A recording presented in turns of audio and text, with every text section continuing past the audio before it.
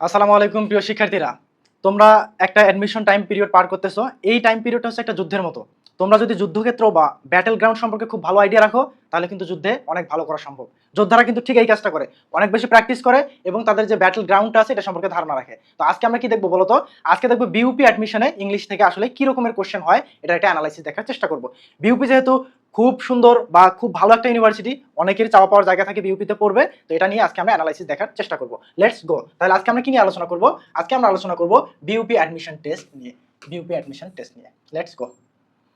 ফার্স্টে আমি এখানে দেখাইছি যে কোন কোন টপিকগুলো আসলে বিইউপিতে হাইয়েস্ট ইম্পর্টেন্টে জায়গা রাখে। হাইয়েস্ট ইম্পর্টেন্টে যে জায়গাটা রাখে সেটা হচ্ছে টেক্সট বুক।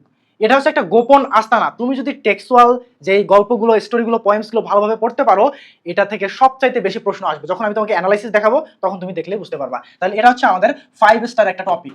5 স্টার টপিক হচ্ছে আমাদের টেক্সট বুক পড়তে হবে। Right form of verbs, preposition, parts of speech, voice, analogy. এই অ্যানালজিটাতে কিন্তু তোমার এমফাসাইজ করতে হবে, কারণ অ্যানালজি থেকে খুব ভালো পরিমাণে একটা প্রশ্ন বিইউপিতে এফএএসএস ইউনিটে হয়।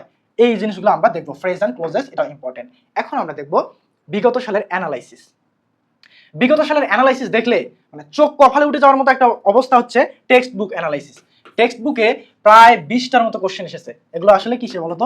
এফএএসএস এবং এফএএস এই ইউনিটগুলোতে প্রচুর পরিমাণে কোশ্চেন হয় টেক্সট বুক থেকে। এই দেখো, টেক্সট বুক থেকে এটা হচ্ছে 24-25-এ 20টা কোশ্চেন, 23-24-এ 25টার মতো কোশ্চেন আসছে। এগুলো হচ্ছে হাইলাইটেড জায়গা। তার মানে তুমি যদি পরীক্ষার আগে কিছুই না পড়ে যাও, অন্তত তোমার টেক্সট বুকের story, poems, grammar analysis, synonym, antonym সবগুলো ভালোভাবে পড়তে হবে। এরপরে রাইট ফর্ম আর ভার্বস থেকে মোটামুটি ভালো প্রশ্ন আসে। ভোকাবুলারিজ প্রত্যেকটা ইউনিভার্সিটির ক্ষেত্রে গুরুত্বপূর্ণ, এটা পড়তে হবে তোমার। প্রিপোজিশন, এই প্রিপোজিশনের জায়গায় একটা জিনিস ইম্পর্টেন্ট, সেটা হচ্ছে কনজাংশন। কনজাংশনটা তোমার ভালোভাবে পড়তে হবে, কারণ কনজাংশন থেকে অনেক বেশি প্রশ্ন বিইউপিতে আসে। এটা তোমার মাথায় রাখতে হবে। এরপরে ন্যারেশন, ক্লোজ অ্যান্ড ফ্রেজেস, এগুলো থেকে মোটামুটি ভালো লেভেলের একটা প্রশ্ন হয়। এরপরে দেখি আমরা অ্যানালাইসিস। অ্যানালজি থেকে প্রশ্ন আসে, 24-25-এ এসেছে, তারপরে 23-24-এ এসেছে। লিটারেচার, লিটারেচারে মোটামুটি তোমাদের literary terms, figure of speech এবং কিছু হিস্ট্রি জানতে হয়। এগুলো জানলেই লিটারেচার থেকে কমন। ক্লোজ অ্যান্ড ফ্রেজেস, এটা পড়তে হবে, ট্যাগ কোশ্চেন, এবং বাকি যে আদার্স জিনিসগুলো আছে ভোকাবুলারি বেসড বা সিনোনিম, অ্যান্টোনিম বেসড, এগুলো পড়তে হবে। সবচেয়ে বেশি ইম্পর্টেন্ট জায়গা কি বলতো?